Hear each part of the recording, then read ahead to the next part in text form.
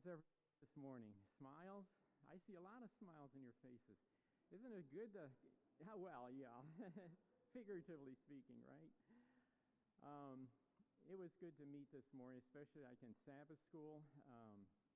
Alan and I, we teach the junior early teens, and I'd say, I don't know, there was probably about 7 or 8. It was just very nice to be together again and fellowship with each other as it is here this morning. We want to welcome everybody here this morning, whether you're visiting here for the first time or we invite you to come many, many more times. And also those who are watching us on the internet. I want to welcome you also and thank you for joining us. It says in Colossians, "Let the word of Christ dwell in you richly, teaching and admonishing one another in all wisdom, singing psalms and hymns and spiritual songs with thankfulness to your hearts to God." So in this hour we're going to spend together, let us give our hearts and our minds to the Lord as we praise Him. And Chelsea's going to be with us now this morning in songs. Thank you.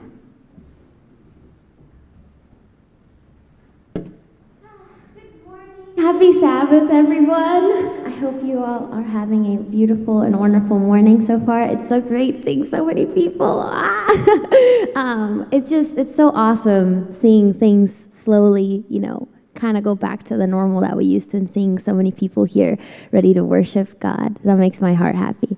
So to start off, I'd like to sing a song that is really, really beautiful if you listen to the lyrics. It talks about how God never stops fighting for us. Even in our weakest moments, even in the times where we can't fight for ourselves, He is willing to fight our battles if we just let Him. So hopefully you guys are ready to praise and worship, and I hope you enjoy this service.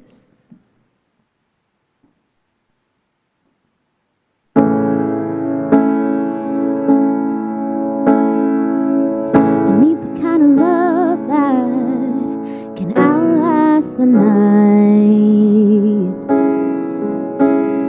I need the kind of love that is willing to fight when the going gets tough and my strength's not enough. I see you showing up like never before. This battle for my heart you took on from the start. You are the peace when my mind's at war. And oh, you will never stop fighting for me when I can't fight for myself.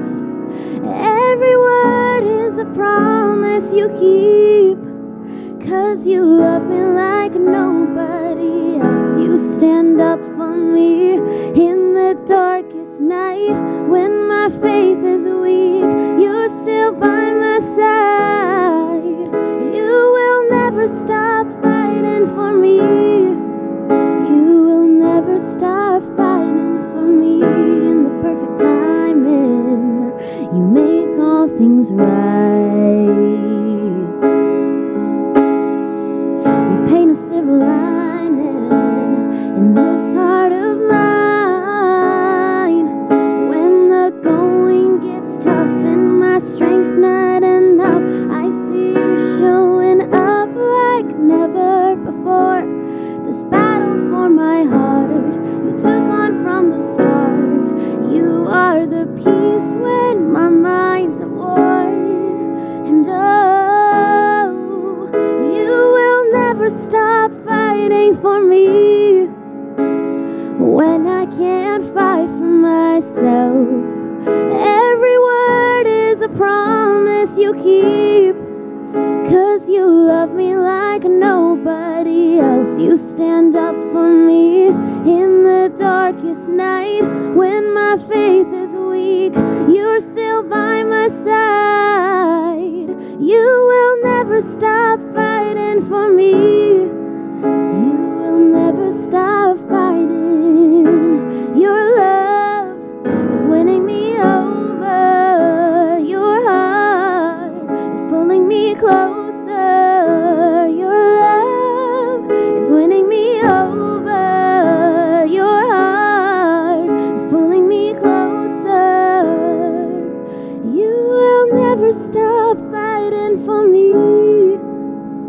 when I can't fight for myself.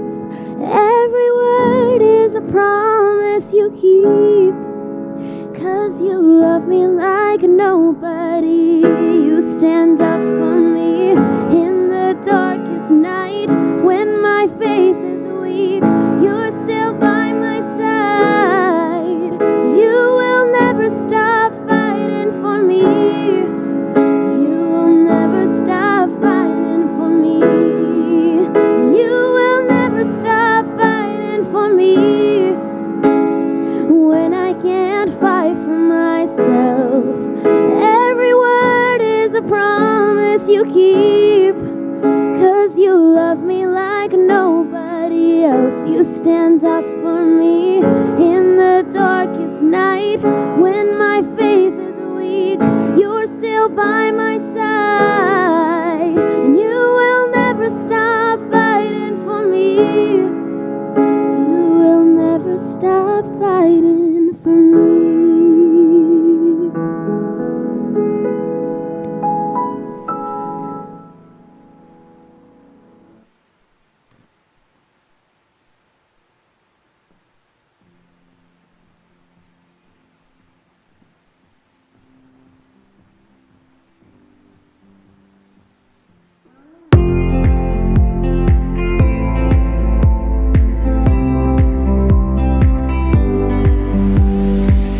My name is Marlo Garcia from Newport Richey Adventist Christian Academy. Our scripture reading today is from Psalms 20, verse 4. May He give you the desire of your heart and make all your plans succeed. So I am quite a distance from you all, and I have been vaccinated, so I'm going to remove this mask. I think you'll be able to hear me better. It's good to be here, and I'm going to introduce myself. My name is Christina Grice. I am the Director of Mission and Ministry at Advent Health North Pinellas. I've been here for about a year, a little bit over a year. I arrived in March, like a week before all the masks went up. So I was just getting to know the people in the hospital and trying, okay, I got to match a face with a name, a face with a name. And then 3 days later, everybody was made like, no, I still don't know you. So I'm waiting for all the masks to come out, and then I will try to get to know them after a year. But it's really good to be here. I like to say COVID and I arrived together, but we're not related. So we came here really. So that was quite a year last year, right? Nobody ever could guess in our wildest dreams what that year was going to be about. And in spite of all the challenges and obstacles and limitations and everything, which was not pleasant at all, I am just amazed at the human spirit and our ability to get creative and to just overcome that. So today I want to talk about gratitude. This is called the attitude of gratitude. That's my sermon. Let me put this here. I'm going to start by reading a story written by John Ortberg. John Ortberg is a theologian. He's also a psychologist, a PhD in psychologist, humorist, is a writer and author. And I want to actually give credit to his writings for the major portion of this sermon on gratitude. I loved his approach to it. So let me just start with a story that he wrote. He says, once in a while, I take my kids to the Shrine of the Golden Arches. Anybody want to guess what that is? All right. There, the kids see an opportunity to buy a combination of food and a little toy. A combination that someone in a moment of marketing genius gave the name of Happy Meal.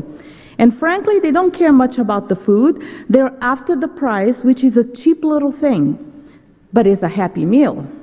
So then when you buy it, you're not just buying chicken McNuggets and French fries and a little toy, you're actually buying happiness.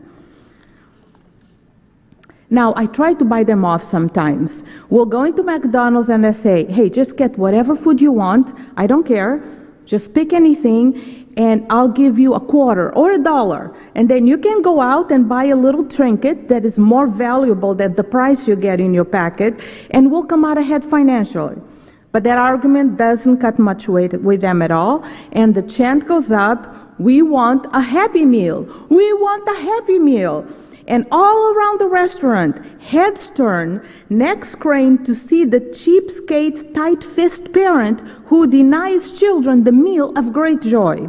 And so I buy my children the Happy Meal. Each one gets his or her own, and they're happy for about a minute and a half.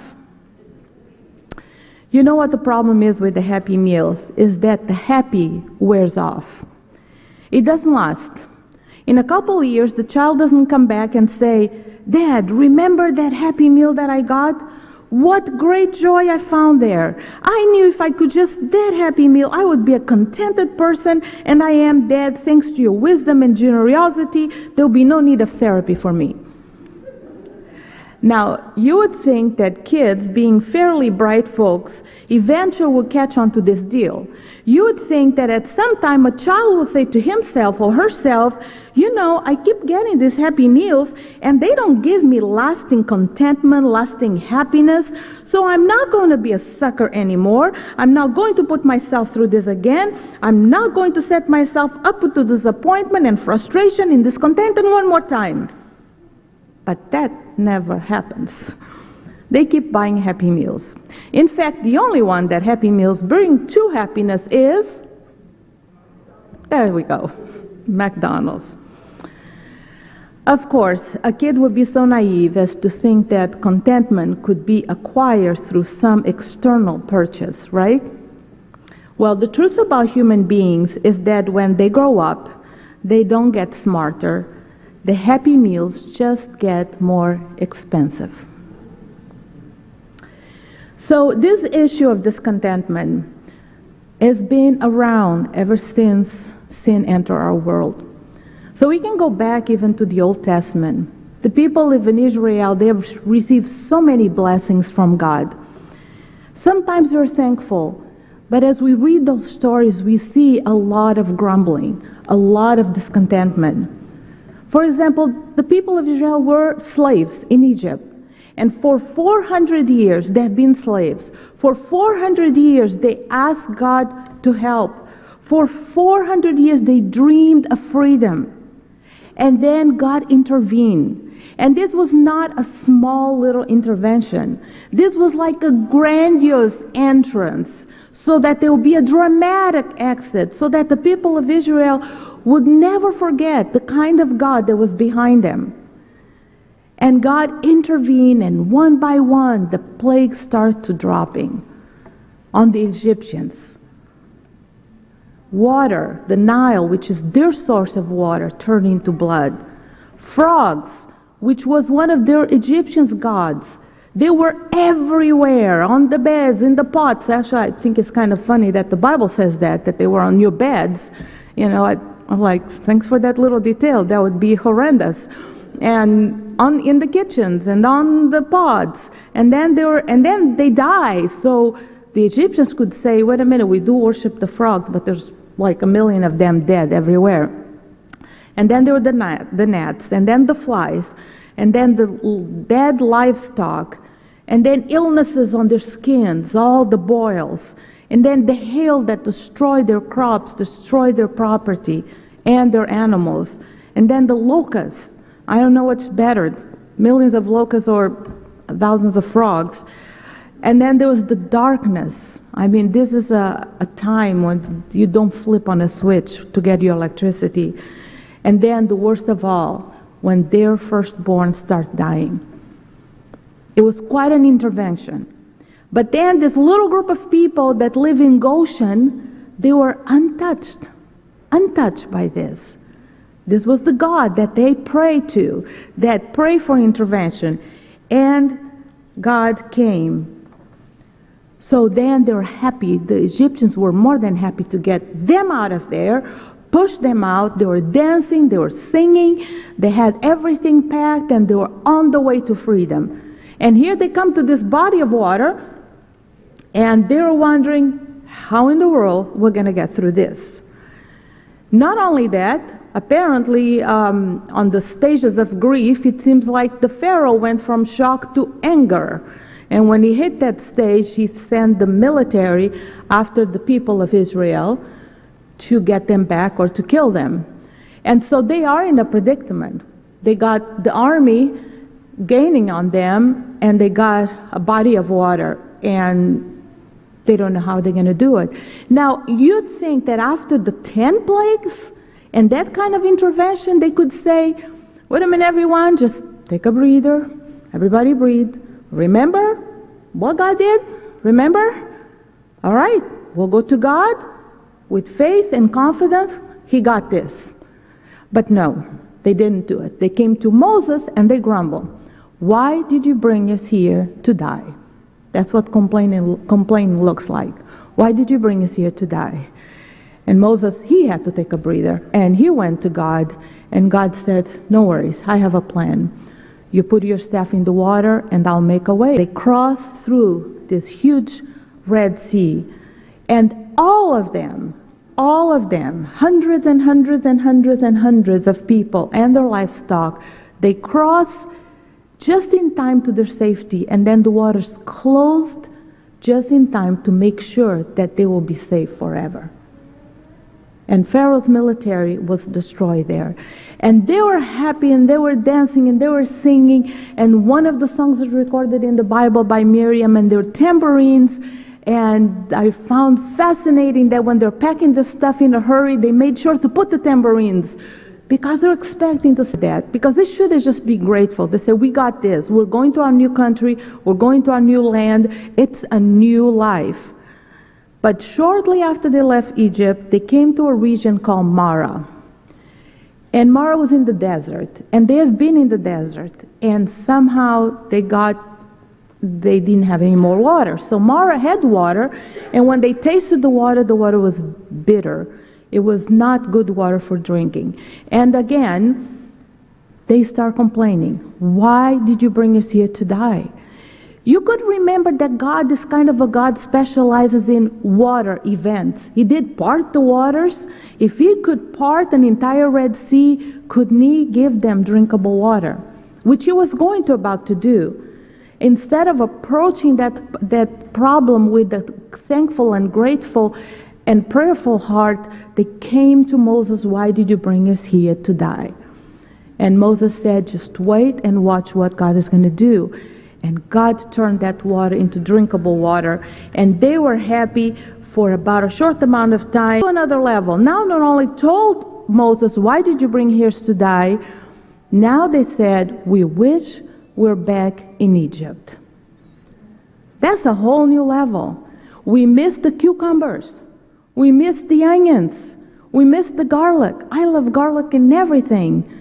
But I wanted to tell them, did you forget the price of slavery that is attached to that food that you wish you could be in Egypt for? You really want to go back? But don't we sound sometimes like that? When we're complaining, we wish it was the way it was before. We wish this instead of going forward with faith. So then God intervened again and sent them manna. Now manna is actually a word from the original language that means what is it? Because they came out one morning and they went out of their tents and there was everywhere these little wafers that actually they're kind of sweet and they had never seen that ever before. And so everybody was asking, what is it? What is it? What is it? And the word stuck because that means manna, manna, manna. So it is manna. And now they have manna.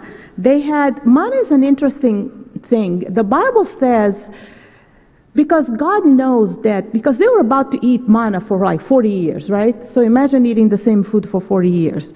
Not very pleasant. But God knows that he built us to have variety of palate and a variety of the things that we eat. So he created manna to be very versatile. The Bible says that manna could be baked, manna could be boiled, and manna could be eaten raw. so that food would not be boring for the next 40 years. So I think the Jewish chefs were like having a heyday. It's like, this is awesome. We're going to publish 150 delicious recipes to turn your manna into a scrumptious meal. You can have baked manna, boiled manna, barbecue manna, manna burgers, manna chips, manna salad, manna cotti, and fried manna. With all this manna, you'd think they'll be forever grateful. No. They complain again because manna stopped being a happy meal. And the chant went up, we want a happy meal. So God sent them quail McNuggets. But the happy on that happy meal also wore off and they complained again. So that's just a little overview. Now, discontentment and ungrateful has been a problem among human beings ever since the beginning of time. And it's a problem that seems to intensify as countries get more and more developed. Compared to third world countries, the U.S. is healthier, cleaner, richer, and some aspects smarter, but our level of dissatisfaction in this country is higher than ever.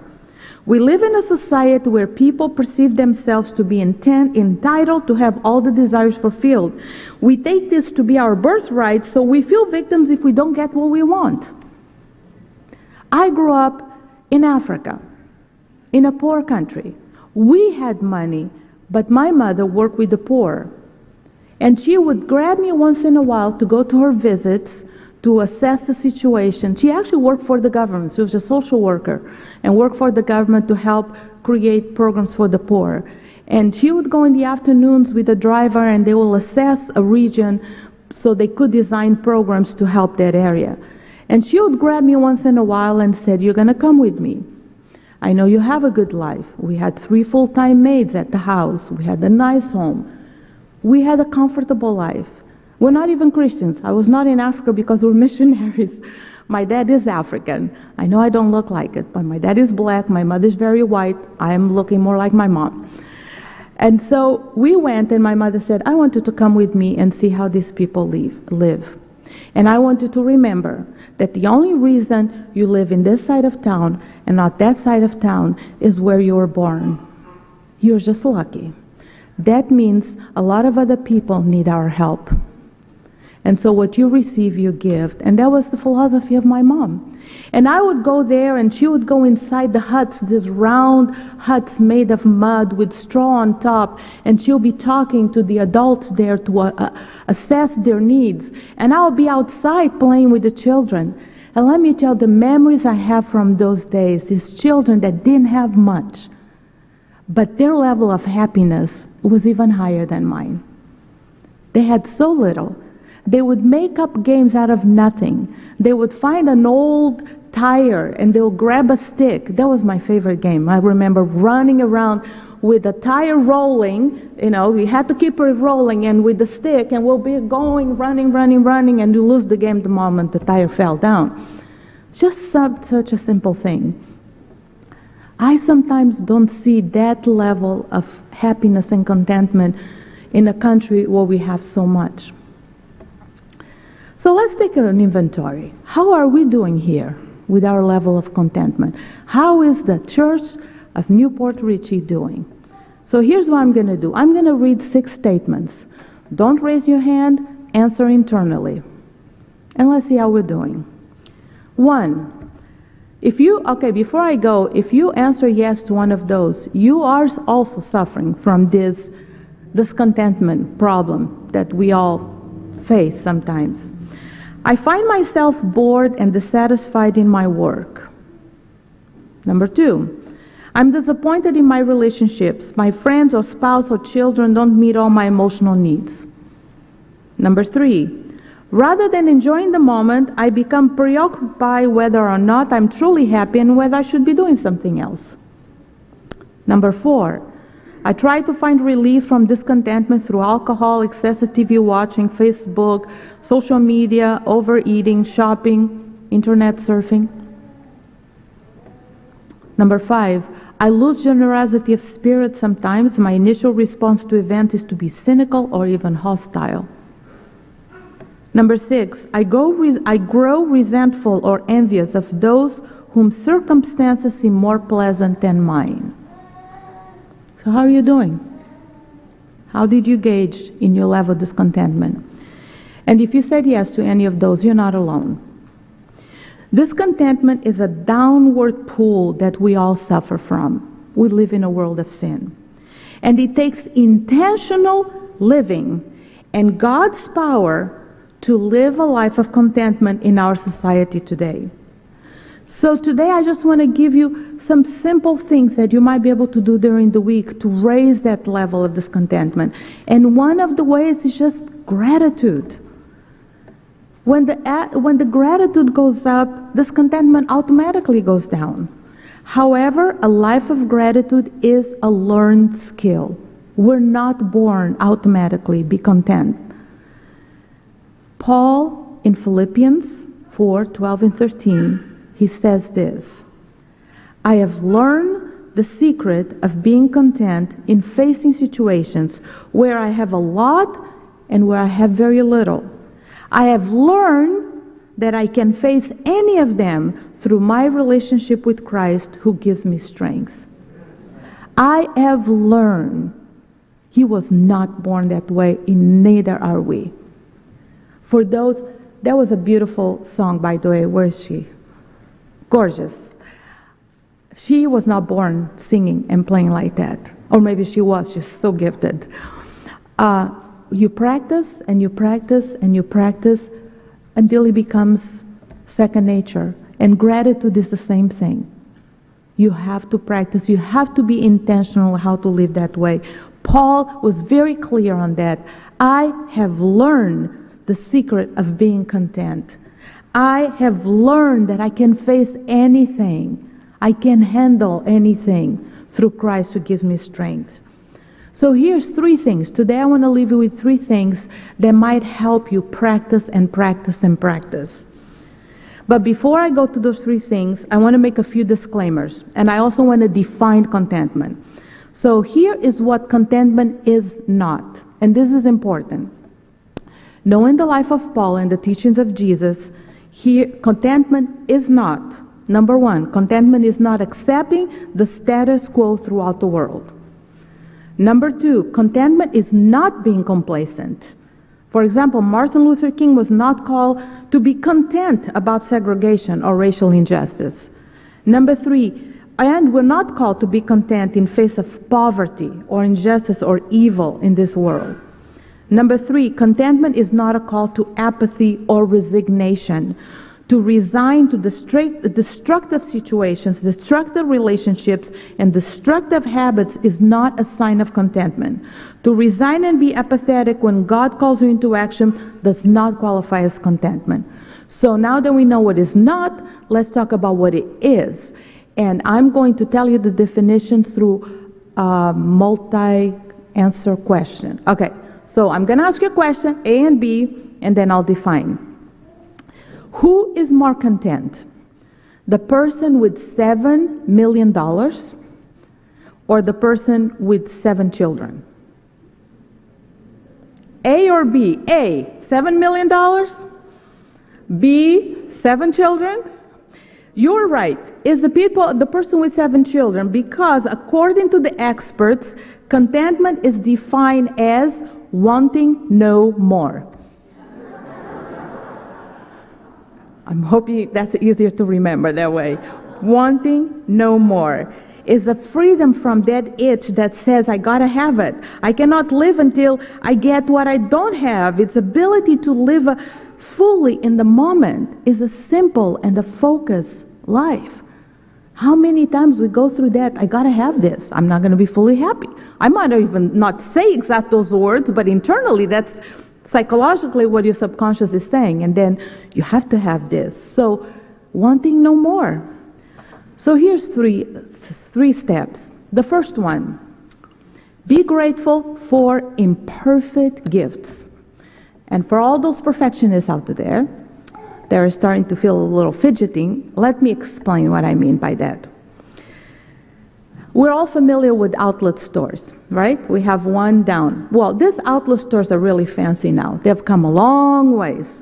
But for those that were around when outlet stores began, You know that outlet stores were a place where things that were slightly imperfect went. Things that have been returned, things that were a little broken, or a piece of clothing that there was something little. So they start opening these stores and they start selling these really high quality brand names. Things are very expensive. They had just a minor little irregularity, and they would slash the prices by a lot. And so these stores, people were elated. They loved going there. And then what they used to do, not the premium outlets, that's a whole different ballgame, but they used to get these stickers, and they will put the sticker slightly irregular or slightly imperfect. So people will go there and they'll be so excited about their purchase, their slightly imperfect purchase, their slightly irregular purchase, and they'll come away excited, bragging to all their friends and family and neighbors about their great finds. It was a brand name, it was really high quality, and I bought it for this. Well, let me tell you something about our planet. When sin entered in this world, we got a gigantic sticker that says slightly imperfect. And we became, as a planet, a gigantic outlet store. So that means that everything in this planet, on this side of the sun, during this life of world of sin, we all have a slightly imperfect sticker. You have a slightly imperfect sticker. I have one. Your spouse has a slightly imperfect sticker. Your boss has a slightly imperfect sticker. Your home has a slightly imperfect sticker. Your vacations have a slightly imperfect sticker. Your car, everything. So if we are waiting for the perfect spouse, for the perfect body, for the perfect vacation, for the perfect job, for the perfect career to be grateful, on this side of the sun, we're never going to be grateful at all. That's why one of the ways to become more a grateful person is to be grateful for the imperfect gifts in our lives. And you know who they are or what they are. Just remember, we live in a world of sin with a sticker that says slightly imperfect. Look at that thing or the person in your life and start being grateful for them. Another one. So, be grateful for imperfect gifts. The second one, consider a change of perspective on things and events. So, perspective are those invisible lenses through which we see the world, people, and events.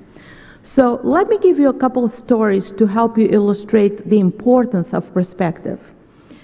Harriet Lerner is a psychologist. She wrote a book called The Dance of Anger. In that book, she tells a story.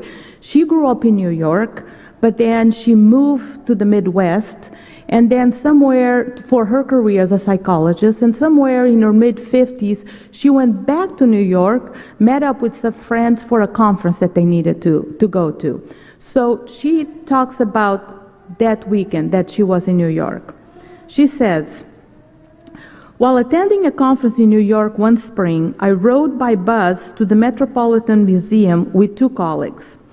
I had lost my familiarity with the city, and my friends, Celia and Janet, felt like strangers in a strange land. Perhaps as a result of our big city anxiety, we reminded the bus driver once too often to announce our stop.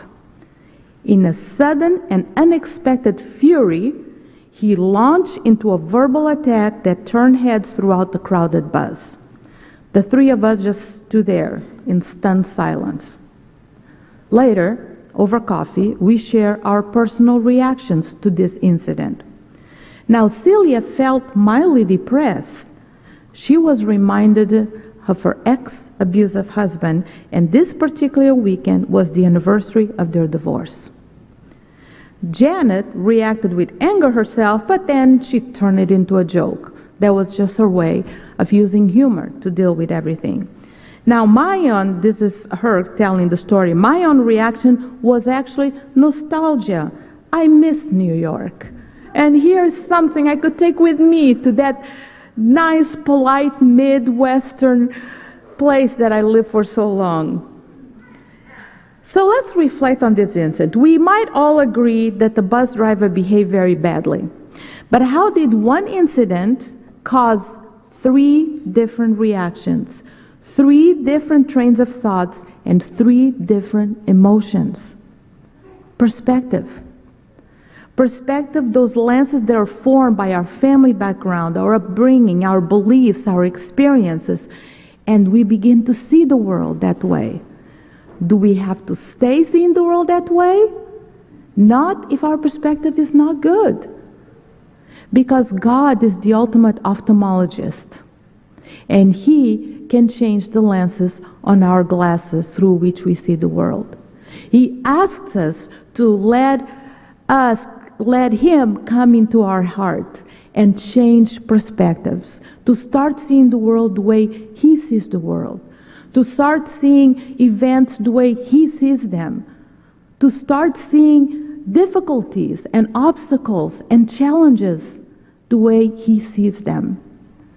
So if you're having a hard time with contentment and you tend to grumble a little bit, maybe it's time to go to the eye doctor, to God, and say, please change my lenses.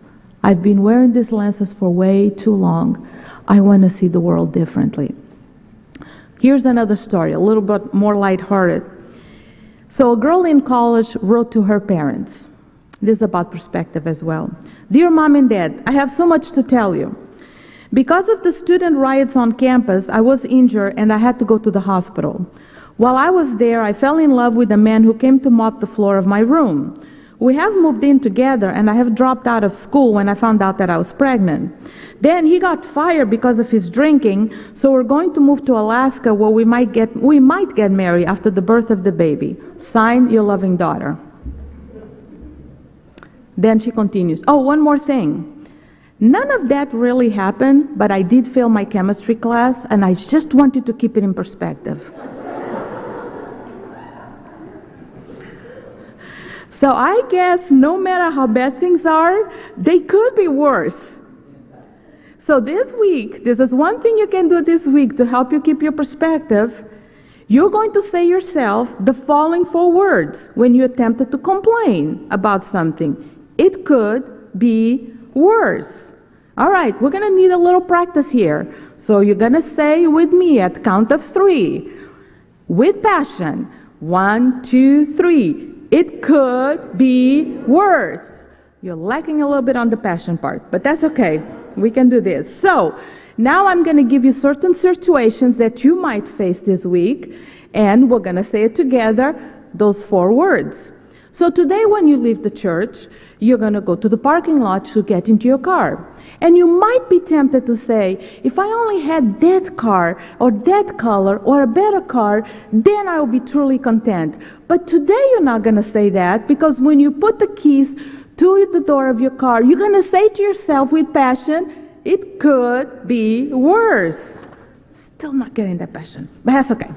So when you get home today, and you're going to get inside the home, and you might get that thinking that you have had, if I only had a new kitchen, or a new refrigerator, or a different color, or a bigger home, or a better view, I would be truly happy. But today you're not, because when you go to wherever you live, the apartment, or the townhome, or the house, you're going to tell yourself, it could be worse.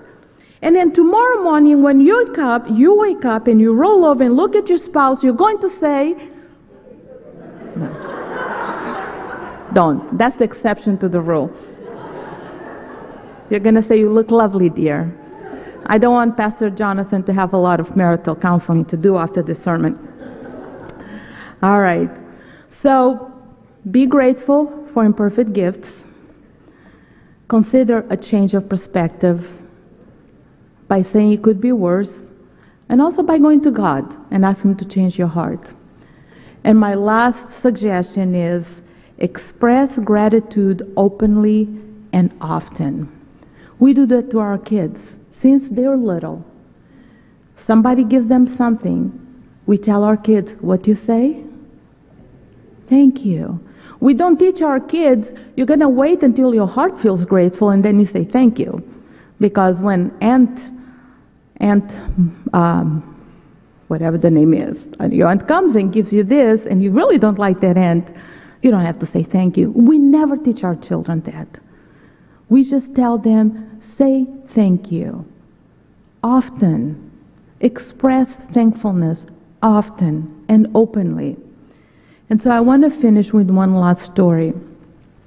This is from Melody Beattie. She wrote a book called Codependent No More.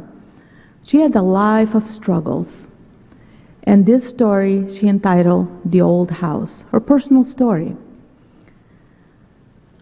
David and I bought our first house, the yellow turn-of-the-century 3-story on Pleasant Avenue in South Minneapolis. It wasn't what I had hoped for, but it was the only house we could afford. The home we bought had been used as a rental property for 15 years, had been vacant for a year, and there was 3 stories of broken windows and broken wood. Some rooms had 10 layers of wallpaper on the walls. Some walls had holes straight through to the outdoors. The floors were covered with bright orange carpeting with large stains on it. And we didn't have any money or the skills to fix it. We could not afford to furnish. We had 3 stories of a dilapidated home with a kitchen table, 2 chairs, a high chair, a bed, a crib, and 2 dressers, one of which had broken drawers. About 2 weeks after we moved in, a friend stopped by. We stood talking on what would have been the lawn if grass had been growing there. My friend kept repeating how lucky I was and how nice it was to own your own home. But I didn't feel lucky. I didn't know anyone else who owned a home like this. I didn't talk much about how I felt, but each night, while my husband and daughter slept, I tiptoed down to the living room, sat on the floor, and just cried. This became a ritual. When everyone was asleep, I sat in the middle of the floor, thinking about everything I hated about this house, crying and feeling hopeless. I did this for months. However legitimate my reaction may have been, it changed nothing. A few times in desperation, I tried to fix the house, but nothing worked. The day before Thanksgiving, I attempted to put some paint on the living and dining room walls, but layers of wallpaper started to peel off the minute I put paint on them. Then one evening, when I was sitting in the middle of the floor, going through my wailing ritual and complaining ritual, a thought occurred to me. Why not try gratitude? At first, I dismissed the idea. Gratitude was absurd. What could I be grateful for? How could I, and why should I? Then I decided to try anyway. I had nothing to lose. And even I was getting sick of my own whining. I still wasn't certain what to be grateful for, so I decided to be grateful for everything. I didn't feel grateful. I willed it. I forced it. I faked it. I pretended. I made myself think grateful thoughts. When I thought about the layers of the peeling wallpaper, I thank God. I thank God for each thing I hated about this house. I thank Him for giving it to me. I thank Him I was there. I even thank Him that I hated. Each time I had a negative thought about the house, I countered with a grateful one. Maybe this wasn't as logical a reaction as negativity, but it turned out to be more effective. Because after I practiced gratitude for about 3 or 4 months, things started to change. I stopped sitting in the middle of the floor and crying and started to accept the house as it was. I started taking care of the house as though it was a dream home. I took care of the house as if it was my dream home. I kept it clean, orderly, as nice as could be. Then I started thinking if I took all the old wallpaper off first, maybe the paint would stay on. So I also pulled some of the orange carpeting and discovered solid oak floors throughout the house. I went through some boxes I had packed away when I found antique lace curtains that fit the windows. I found a community action program that sold decent wallpaper for $1 a roll. I learned about textured paint, the kind that fills and covers old cracked walls. I decided if I didn't know how to do the work, I could learn. My mother volunteered to help me with wallpapering. Everything I needed came to me. 9 months later, I had a beautiful home. Solid oak floors glistened throughout the house. Country print wallpaper and textured white walls contrasted beautifully with the dark scrolled woodwork that decorated each room. Whenever I encountered a problem, I willed gratitude, and pretty soon a solution would appear. For example, half of the cupboard doors were missing, and I didn't have money to hire a carpenter. So I decided, well, tear all the doors off and have an open country kitchen pantry. I worked, and I had 3 floors of a beautiful home. It wasn't perfect, but it was mine, and I was happy to be there. I was proud to be there, truly grateful to be there. Soon the house filled up with furniture too. I learned to selectively collect pieces here and there for $5 and $10, covered the floors with lace dollies and refinish. I learned how to make something out of almost nothing instead of making nothing out of something. I fell in love with my home, and I discovered the transformative power of gratitude. So this week, you practice. Be grateful for imperfect gifts. Ask God for a change of perspective and say, it could be worse. Say thank you openly and often. Think about it. Since you woke up this morning, how many gifts did you get from God? You woke up. I work in a hospital. There are people that will not see life today. You had breakfast. If you didn't, you probably had enough food to have breakfast, but you had breakfast. You had transportation. You had clothing. And here you are, worshiping freely with freedom. That's enough gifts just for today to be thankful. So I'm going to read a few more gifts, and then at the end, we're going to say those magic words, the 2 words, not the 4, the 2 words together at the end. So don't answer each question. It's obvious what the answer is, but let's do it together at the end.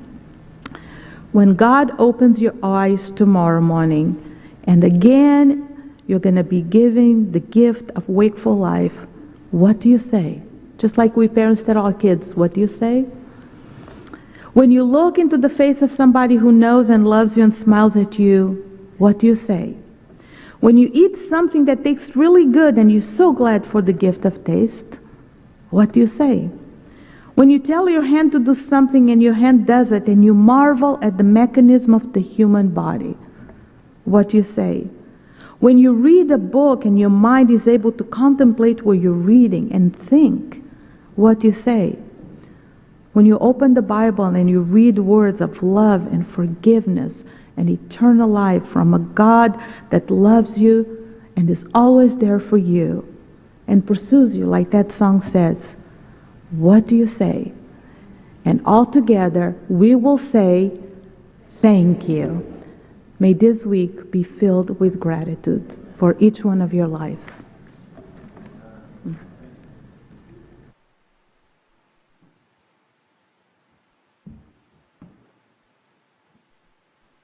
That was beautiful. Thank you so much for that message. I feel like it's sometimes so important to learn to practice gratitude. So, and with that, I'm actually going to be singing a song now that that kind of talks a little bit about that. It basically says sometimes we like to be loud. Like as human beings, we like to sort of talk over God, and we're like, but God in this, but God in that, and why don't I have this, one another? And we just, sometimes continue on and on and on. But this song talks about how sometimes we have to learn to just be quiet. Sometimes we have to learn to just listen and to be thankful and to just wait on God to see what He says. So, hope you guys enjoy this song.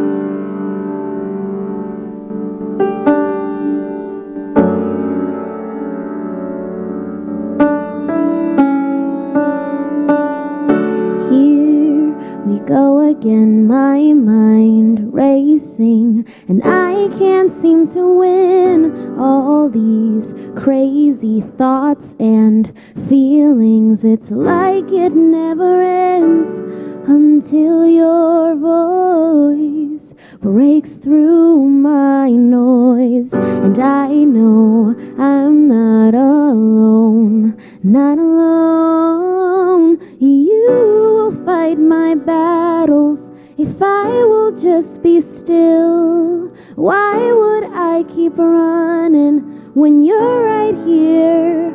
I'll just be quiet and let you speak through the silence. Here I am, no more hiding. You are in this moment, I won't fight it. I'll be quiet. I don't need to know what comes next. Tomorrow's in your hands. I can trust you with my future, 'cause you're already there. I hear your voice call me forward, and I know I'm not alone, not alone. Away with the distractions, I wanna hear what's true. The only words that matter, they come from you.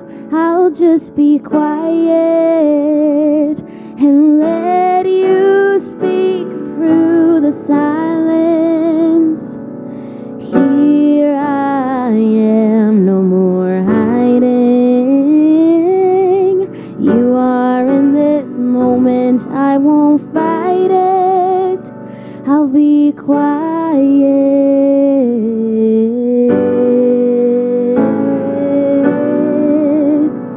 I'll just be still in your presence. I'll just be still in your presence, God, 'cause I wanna hear you. I don't wanna hear anybody else. Quiet, God, you're here in the silence. Here I am, no more hiding. You are in this moment, I won't fight it. I'll be quiet, I'll just be quiet. God, you're here in the silence. Here I am, no more hiding. You are in this moment, I won't fight it. I'll be quiet.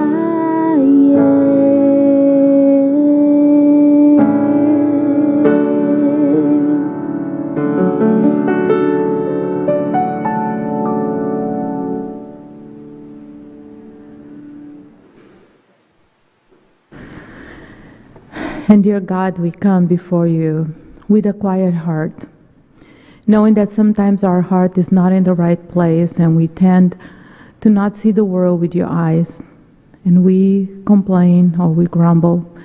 But we want a different heart. We want to learn your ways.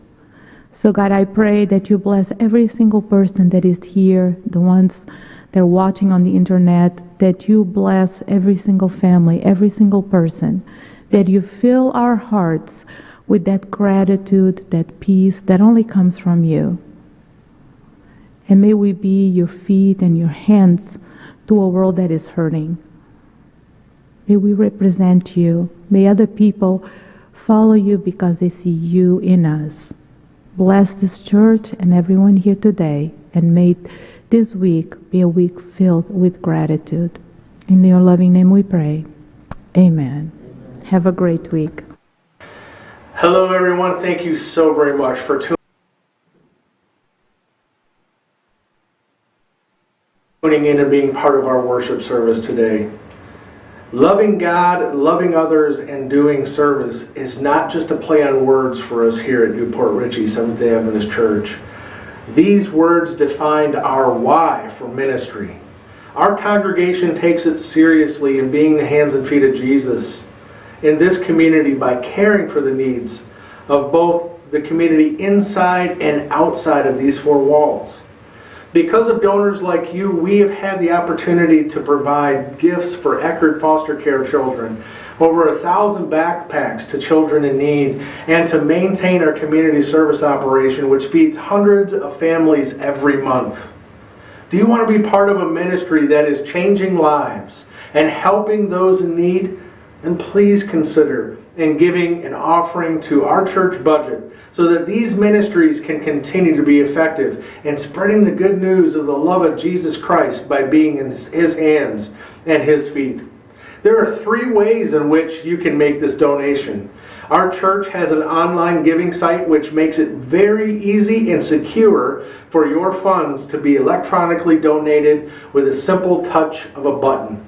If you would please go to www.mprsdachurch.com and click the option that says Give in the command line by our logo. Once you are on that page, just follow the directions, and it is as easy as that. Or, if you feel more comfortable, you can mail in your donation to New Port Richey Seventh-day Adventist Church at 6424 Trouble Creek, New Port Richey, Florida 34653. And if you're around town and if it's easier for you to stop on by, well, then please stop on by Monday, Wednesday, Fridays between 10 a.m. and 12 p.m. To our administration building, and we will make sure somebody is there to receive your donation. I want to personally say thank you so very much for being part of this ministry and being part of helping our community. We could not do what we do in helping others without you being present in this ministry. Until then, may God bless you all.